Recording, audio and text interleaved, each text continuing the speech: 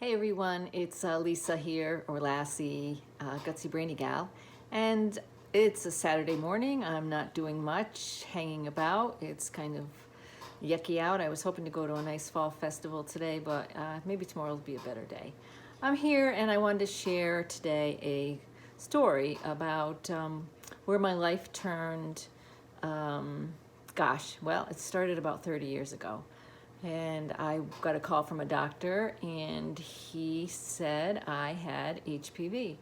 And I'd like to share with people a little about that because it's kind of as a cervical cancer survivor, it's kind of something that people, even women that I talk with, don't really understand. And cervical cancer, 9 out of 10 or even more times, is caused by a virus. It's nothing more than that, and it's quite dangerous. And that virus is called the human papillomavirus. And there's quite a few, I think there's 100 or more strains of that virus, but only a few that actually cause cervical cancer. So if you're like me and one of the unlucky ones that just was somehow got that strain, then you have a likelihood of getting some type of cervical cancer. And that's why they do the Pap test. And the Pap test is something that just looks for dysplasia or cells on our cervix that can detect when those cells go bad.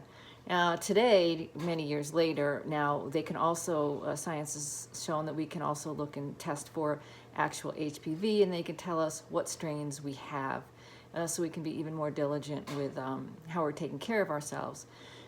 For me, learning that I had HPV 30 years ago, I was cautious back then, and I had about 27 years of good Pap tests.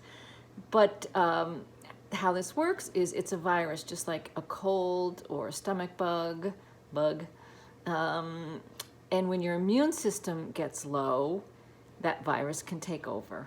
And I'm probably being fairly simplistic here. The scientific and medical community would say, but when our immune system's down, viruses take hold, and this virus did that after all those years. It sort of came out of hiding, and my immune system was not in a place, and cancer being cancer, those cells started to multiply. I don't think I am actually being that simplistic. I think it's pretty much how it went. My specific type of cancer, a cervical cancer, was called adenocarcinoma. There's 2 types. There's actually a few more again. There's 2 main types. There's a squamous cell, which is about 80% of women that have that. And it's further down in the cervix. It comes from squamous cells. And then there's the adenocarcinoma, which is higher up in the cervix, closer to the uterus. And it comes out of glandular cells, so think of glands in that area.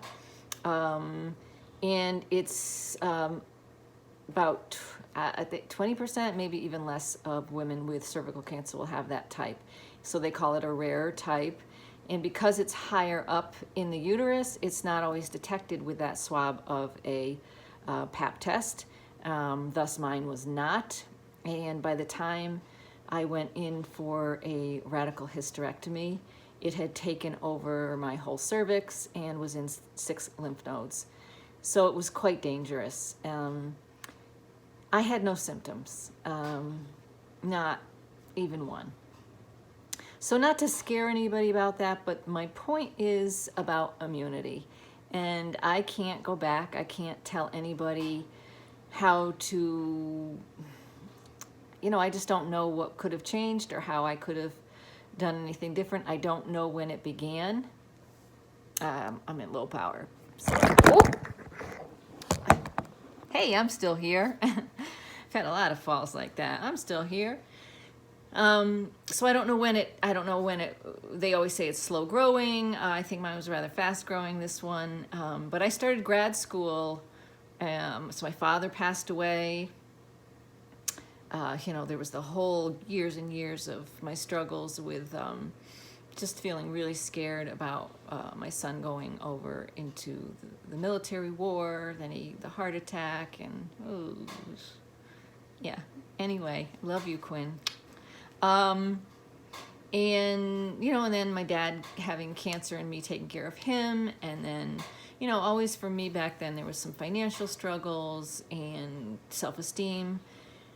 So who knows where that first little booger decided to become cancer, but had I probably had a better immune system, it might not have ever come up. So for me right now, with this whole gut brain thing, and our gut is our biggest immune organ in our body. So if my gut was not in a good space, I'm sort of correlating that something was going wrong. And at the same time back then, I was getting these horrible migraines. I got vertigo. So a lot was going on, but from the time I was about 45 to 55, menopause. So I can look back and say, my immune system was probably compromised, and that's what led to the cancer. And so for me, talking to you, I just want to encourage people to get that immune system up. It's just one of the most important things we can do.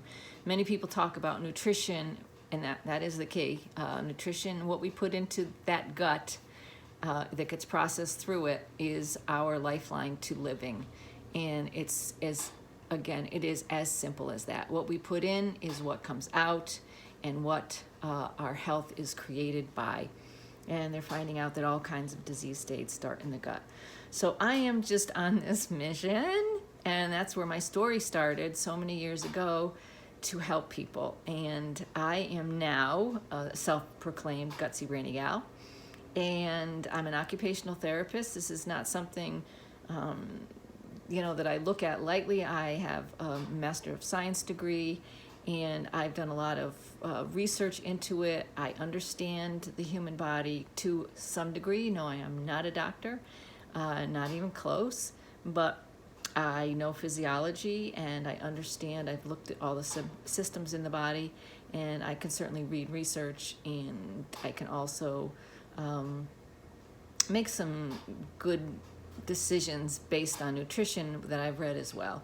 So let's get that immunity up. Let's not have any more me's out there that have some stupid virus that comes over and takes hold of their life, and just, causes a lifetime that is going to be it's a scary thing to have cancer, and to have had cancer, and to think, I'm not going to say, it's a scary thing. And for any of you out there that have had it, you know what I'm talking about.